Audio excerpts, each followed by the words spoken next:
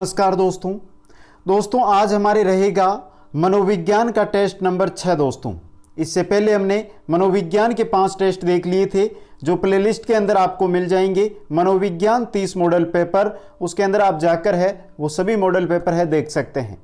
मनोविज्ञान के इस टेस्ट के अंदर आपके परीक्षा पैटर्न पर आधारित 30 प्रश्न रहेंगे दोस्तों, जो एग्जाम की दृष्टि से बहुत ही इंपॉर्टेंट है। तो चलते हैं क्वेश्चनों की ओर। एक बार सभी मित्र वीडियो को लाइक शेयर और जो नए साथी आए हैं वो चैनल को सब्सक्राइब जरूर कर लें। पहला क्वेश्चन आपकी स्क्रीन पे है दोस्तों, संवेगात्मक विकास के बारे में सत्य नहीं है। जो संवेगात्मक विकास है उसके बारे में यहाँ पे सत्य कौन सा नहीं है दोस्तों।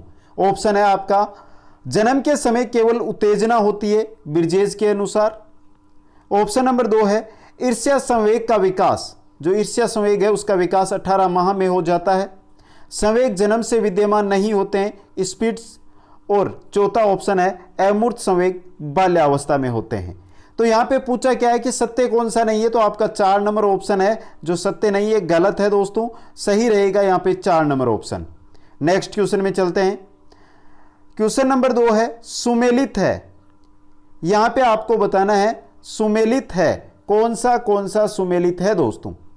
अच्छा लड़का अच्छी लड़की, लोक संगत नैतिकता, जीवन स्पेस कुर्ट लेविन, अधिगम अक्षमता सुमेल क्रिक, वस्तु स्थिरता संवेगी गामक। यहां पे सुमेलित कौन कौन से हैं देखते हैं दोस्तों। अच्छा लड़का अच्छी लड़की, लोक संगत नैतिकता सुमेलित है। जीवन स्पेस कुर्ट लेविन ये भी सुमेलित है। अधिगम अक्षमता शैमुअल क्रिक ये भी सुमेलित है। और वस्तु स्थिरता संवेदी गामक ये भी सुमेलित है। मित्रों यहाँ पे सभी सुमेलित है, 1 नंबर ऑप्शन सभी यहाँ पे आपके सुमेलित है। नेक्स्ट क्वेश्चन में चलते हैं। क्वेश्चन नंबर 3 है, सही है। यहाँ पे सही कौन कौन से हैं ये आपको बताना है। मेटा संज्ञान, स्वयं के संज्ञानात्मक प्रक्रिया का संज्ञान, सही है ये। क्रम निर्धारण वर्गीकरण की योग्यता मूर्त संक्रियात्मक ये भी सुमेलित है। पीड़ादायक उद्दीपक सजा या दंड ये भी सुमेलित है। तो तीनों सुमेलित है। 4 नंबर ऑप्शन उपयुक्त सभी आपका यहाँ पे सही रहेगा दोस्तों। नेक्स्ट क्वेश्चन में चलते हैं। क्वेश्चन नंबर 4 है, यहाँ पे सत्य है। इनमें से सत्य कौन कौन से आपको बताने हैं। डेविड आसुबेल, शाब्दिक अधिगम 4 प्रकार का, सही है दोस्तों, सत्य है ये। वाइगोत्स्की, सांस्कृतिक कारकों का अध्ययन वाइगोत्स्की ने किया था, तो ये भी सही है। फ्रांसिस गाल्टन, व्यक्तिगत विभिन्नताओं का अध्ययन, गाल्टन ने व्यक्तिगत विभिन्नताओं का अध्ययन किया था, यह भी सही है। हर्बर्ट, स्मृति स्तर शिक्षण एवं पंचपदीय प्रणाली, यह भी सही है। तो यहाँ पे चारों ऑप्शन आपके सही है दोस्तों, सही रहेगा यहाँ पे गए सभी ऑप्शन सही है यहाँ पे। नेक्स्ट क्वेश्चन में चलते हैं। सुमेलित है, यहाँ पे सुमेलित कौन कौन से हैं आपको ये बताना है दोस्तों। चलते हैं दोस्तों, देखते हैं। योग निर्धारण विधि लिकर्ट ने कब दी थी, 1932 के अंदर, तो सही है पहला ऑप्शन। मिनीसोटा बहुपक्षीय व्यक्तित्व सूची हाथवे मैकनले 1940 में। परम एम नैतिकता का निर्धारक होता है। बियर्स मानसिक स्वास्थ्य विज्ञान। यहां पे आपके चारों के चारों ऑप्शन है जो क्या है, सुमेलित है। तो सही रहेगा आपका 2 नंबर का ऑप्शन, 1 2 3 4 सुमेलित है दोस्तों। नेक्स्ट क्वेश्चन में चलते हैं। क्वेश्चन नंबर 6 है, मनोवैज्ञानिक जिन्होंने गणित की शाखा टोपोलॉजी के सिद्धांत व आकर्षण विकर्षण के आधार पर अधिगम सिद्धांत विकसित किया था, कौन से मनोवैज्ञानिक थे। फ्राइड, जीन पियाजे, स्किनर या कर्ट लेविन। सही रहेगा कर्ट लेविन, ऑप्शन नंबर 4। जिन्होंने गणित की शाखा है टोपोलॉजी, उसके सिद्धांत और आकर्षण विकर्षण के आधार पर अधिगम के सिद्धांत विकसित किए थे। नेक्स्ट क्वेश्चन में चलते हैं। क्वेश्चन नंबर 7 है, परीक्षण जो अनुदेशन के दौरान योजना बनाने व निदान करने के लिए किया जाता है। अनुदेशन के दौरान योजना बनाने और निदान करने के लिए कौन सा परीक्षण है वो किया जाता है दोस्तों। योगात्मक मूल्यांकन, रचनात्मक मूल्यांकन, मानक मूल्यांकन, आधार रेखा मूल्यांकन। सही रहेगा आपका रचनात्मक मूल्यांकन, 2 नंबर ऑप्शन यहां पे सही रहेगा। नेक्स्ट क्वेश्चन में चलते हैं। क्वेश्चन नंबर 8 है, सुमेलित नहीं है। इनमें से सुमेलित कौन सा नहीं है। मॉडलिंग की संकल्पना बंडूरा, सुमेलित है दोस्तों ये तो। सूरज आज उदास है, एनिमिज्म, एनिमिज्म यानी संजीववाद, इसको संजीववाद भी कहते हैं, संजीववाद, ये भी आपका क्या है, सुमेलित है।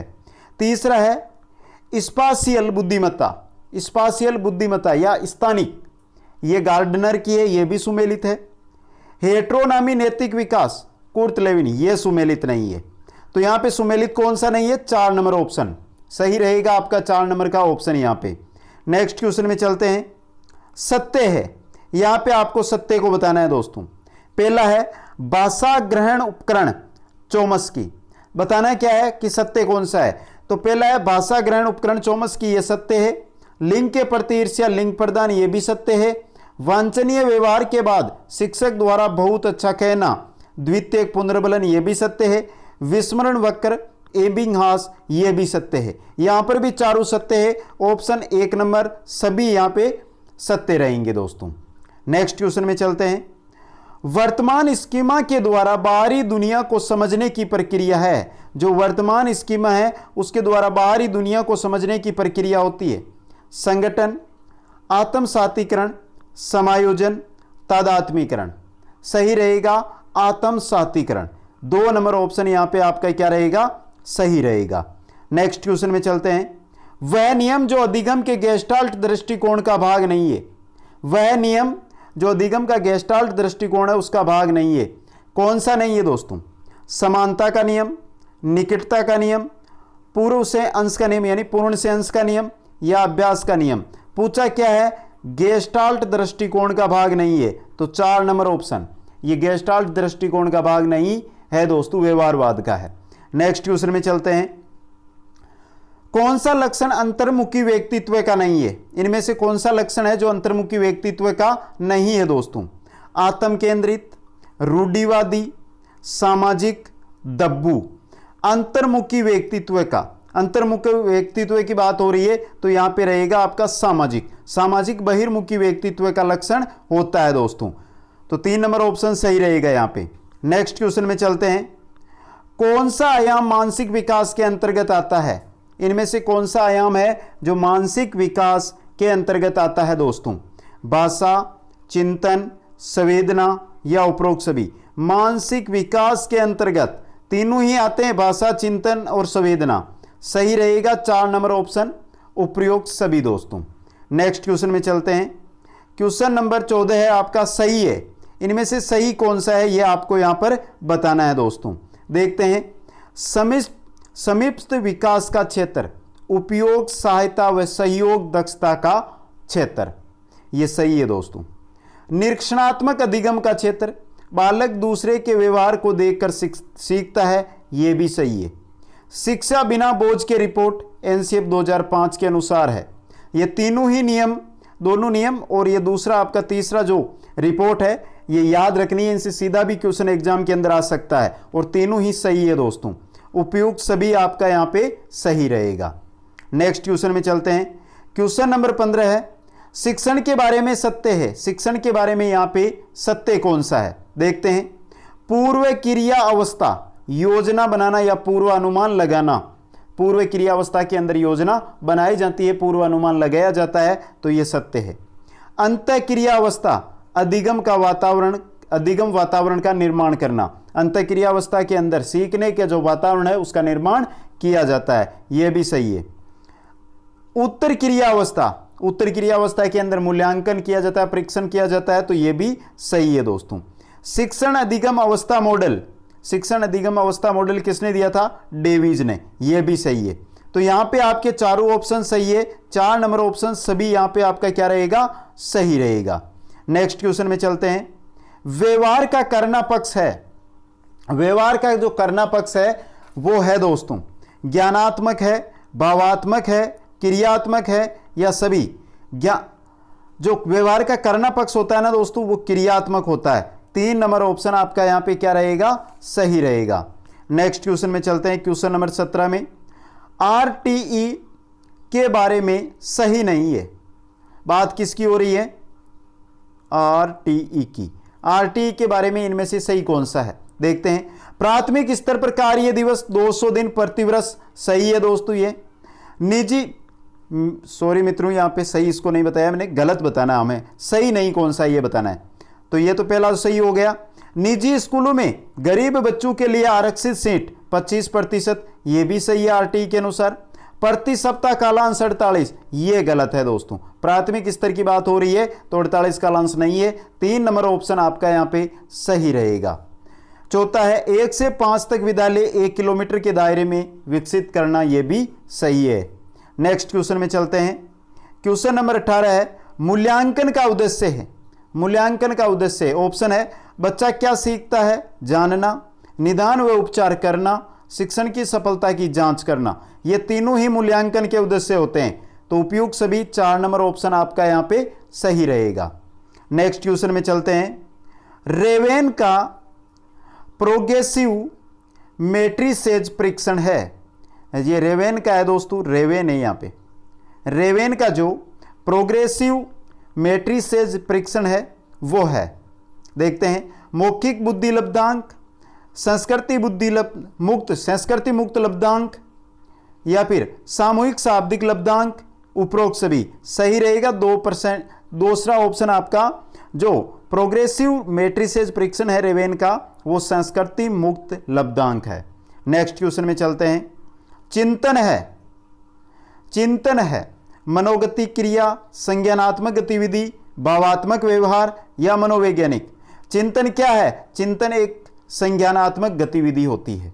2 नंबर का ऑप्शन आपका यहां पे सही रहेगा। नेक्स्ट क्वेश्चन में चलते हैं 21 नंबर में। निम्न में से कौन सी डिस्लेक्सिया की विशेषता नहीं है? जो डिस्लेक्सिया है उसकी विशेषता कौन सी नहीं है यहां पे दोस्तों? देखते हैं। वाचन परिशुद्धता, गति व बोध की समस्या, ये तो नहीं है दोस्तों। यहां पे पूछा है कि विशेषता नहीं है, कौन सी नहीं है? यहां पे पूछा क्या है? वाचन परिशुद्धता, गति व बोध की समस्याएं डिस्लेक्सिया की ये विशेषता है दोस्तों। सीधे या उल्टे हाथ के प्रयोग के संबंध में निश्चय, यहां पे कोई बात हो भी नहीं रही है डिस्लेक्सिया से संबंधित। तो 2 नंबर ऑप्शन आपका यहां पे क्या हो जाएगा? सही हो जाएगा। नेक्स्ट क्वेश्चन में चलते हैं 22 नंबर क्वेश्चन में। एनसीएफ 2005 में कला शिक्षा को विद्यालय में जोड़ने का उद्देश्य क्या है? एनसीएफ 2005 के अनुसार जो कला शिक्षा विद्यालय में जोड़ी गई है उसका उद्देश्य क्या है दोस्तों? ऑप्शन देखते हैं। सांस्कृतिक विरासत की प्रशंसा करना, सही है दोस्तों ये। छात्रों के व्यक्तित्व और मानसिक स्वास्थ्य को विकसित करना, ये भी सही है। तो दोनों ऑप्शन 1 और 2 दोनों सही है। 4 नंबर ऑप्शन दोनों सही है, सही यहां पे रहेगा 4 नंबर ऑप्शन आपका। नेक्स्ट क्वेश्चन में चलते हैं। क्वेश्चन नंबर 23 है मित्रों। एक शिक्षिका शिक्षार्थियों की सदैव इस रूप में सहायता करती है कि वे एक विषय क्षेत्र से प्राप्त ज्ञान को दूसरे विषय क्षेत्रों के ज्ञान के साथ जोड़ सकें। क्या है ये?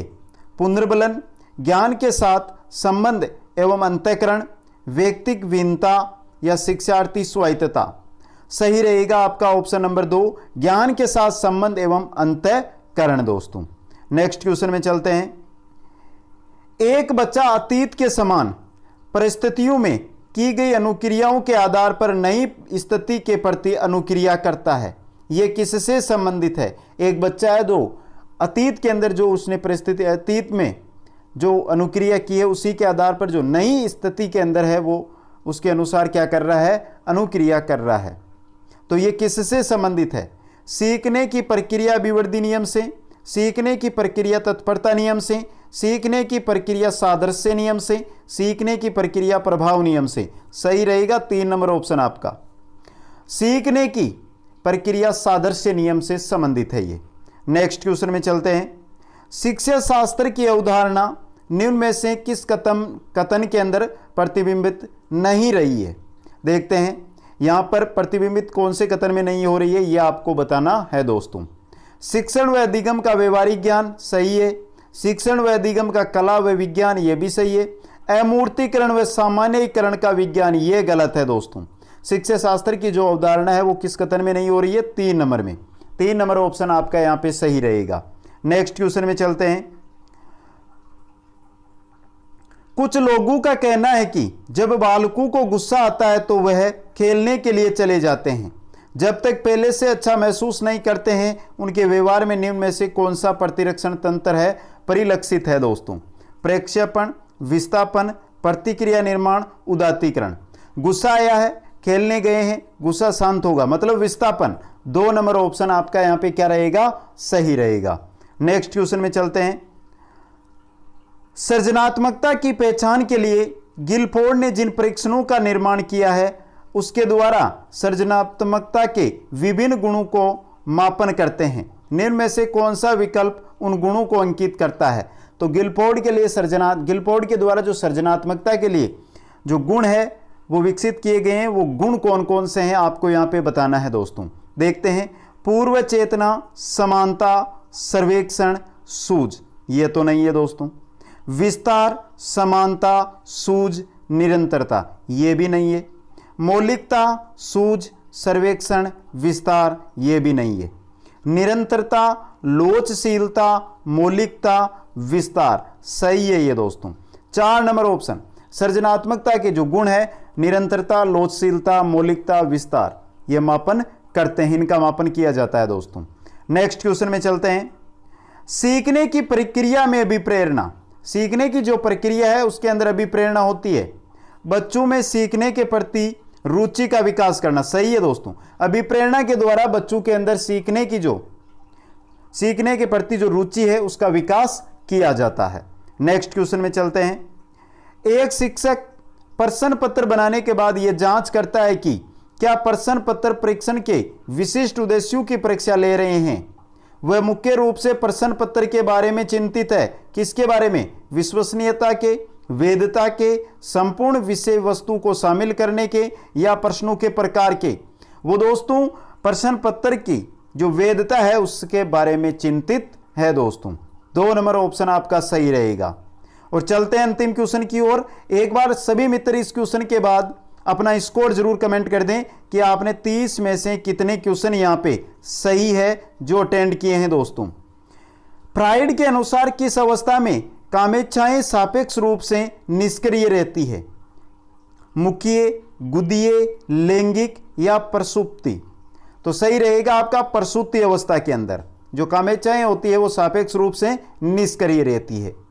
तो एक बार जल्दी से कमेंट करके बताइए कितने सही किए और कैसा लगा आपको ये मॉडल पेपर। अगर पसंद आया है मित्रों तो एक बार सभी मित्र इसको लाइक और अपने सभी मित्रों के पास शेयर जरूर कर दें।